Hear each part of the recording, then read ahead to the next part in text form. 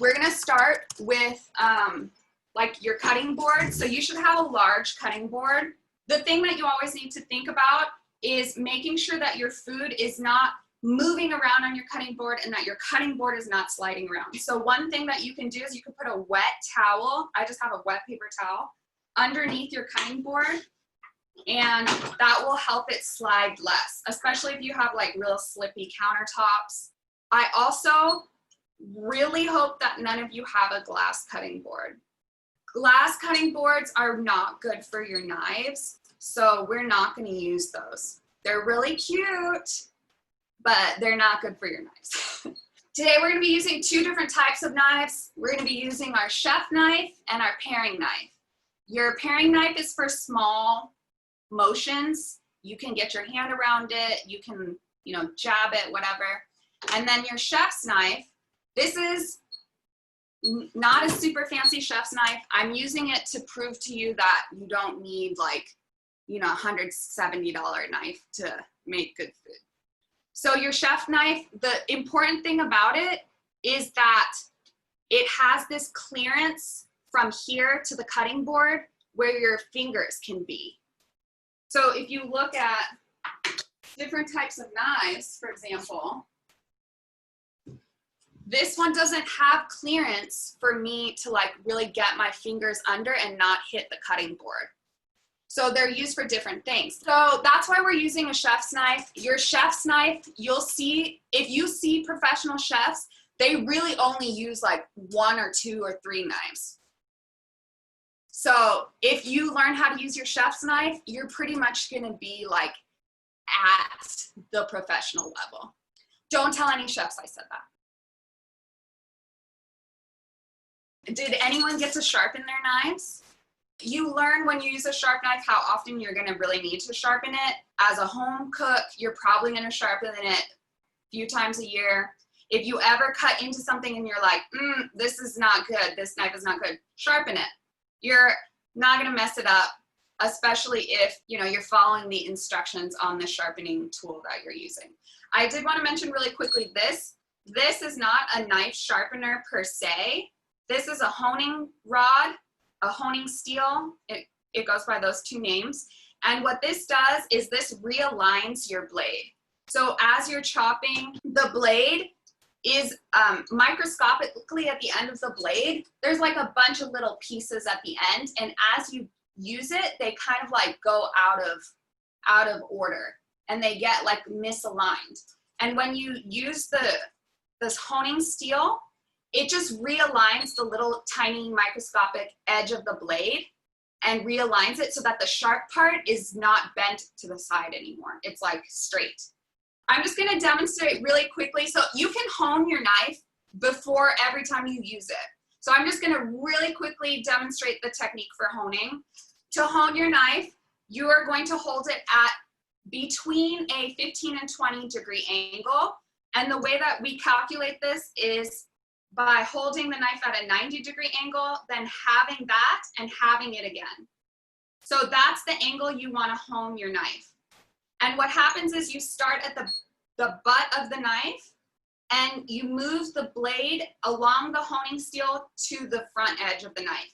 And this is why it's nicer to have a longer honing steel, is because it gives you a little more grace for being able to get the whole blade against the whole honing steel. So then you start at 90, then you half the angle, and then you half it again, and then you move the knife forward on the honing steel and also on the blade, like this. And so that's why a longer one is nicer. It just gives you a little more wiggle room. And once you do one side, you want to do the other side. So you're at 90, then 45, and then like about 22-ish. And then you're moving the blade from the edge of the honing steel to the tip of the knife. And so as you do that, you should be aligning the edge of your blade. And you can practice, you'll get better at it. You should notice that your knife gets a little bit, it feels sharper, but you're not really sharpening it because you're not taking off any part of the blade. Like you're not smoothing it, you're not grinding it or anything like that. I'm also going to show you how to hold the knife. So you're going to hold your knife with a little pinchy grip, and you're going to pinch it right here. And then with the rest of your fingers, you're going to wrap them around the blade. If the knife wasn't there, your fingers would be touching, basically. The reason I like to be able to see your hands when you're cutting is because a lot of people let their first finger creep out, and we really don't want to do that because it's going to stop you from being able to use the technique that I'm going to show you.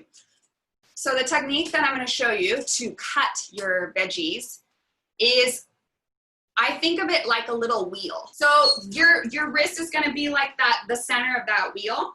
So when you cut, you're going to go down and forward, and then up and back, down and forward and up and back.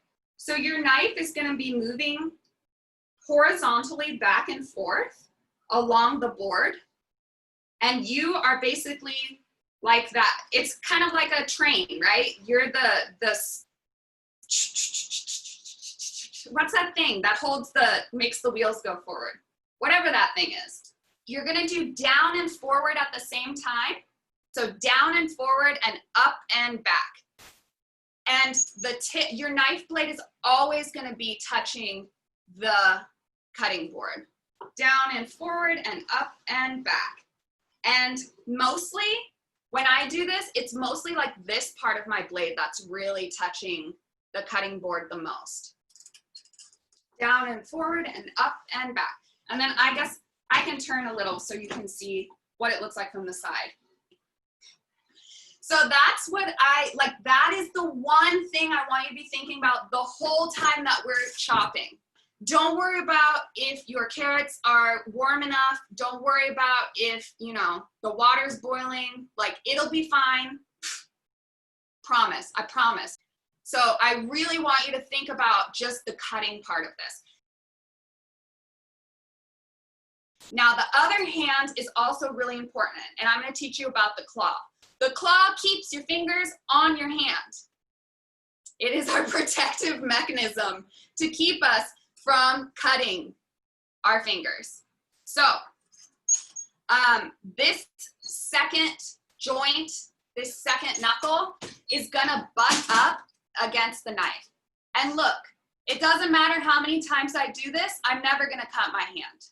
So I'm using my little fingers kind of like as a knife guard. So when you put your claw on the cutting board, you want to make sure that your thumb and your pinky are pulled back. Those are your weak points, especially your thumb, because usually your thumb is closer to the blade. So you can put your little claw on the thing and then make sure that your pinky and your thumb are pulled back. And it's going to be different when you have actual food on your cutting board because you're going to use your claw to hold on to your food.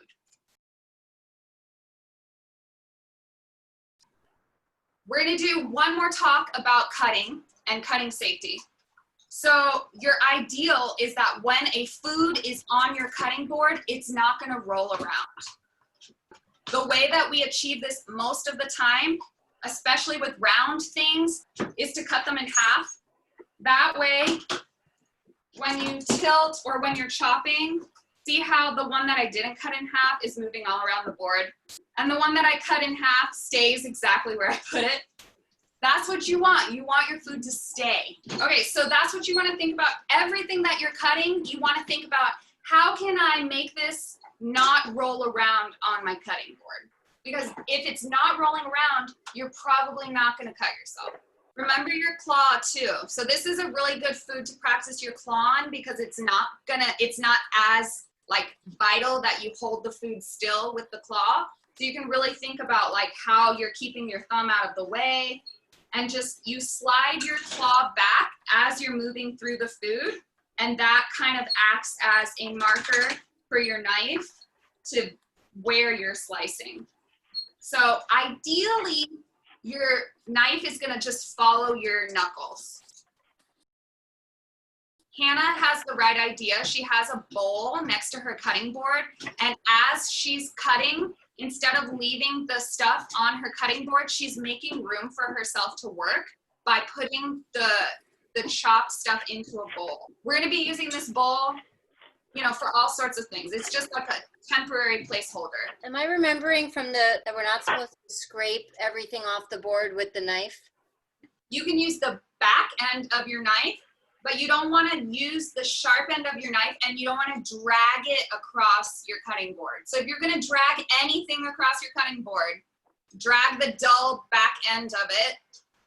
Or if you get really fancy and you want to reward yourself, you can get yourself a bench scraper. Which looks like this.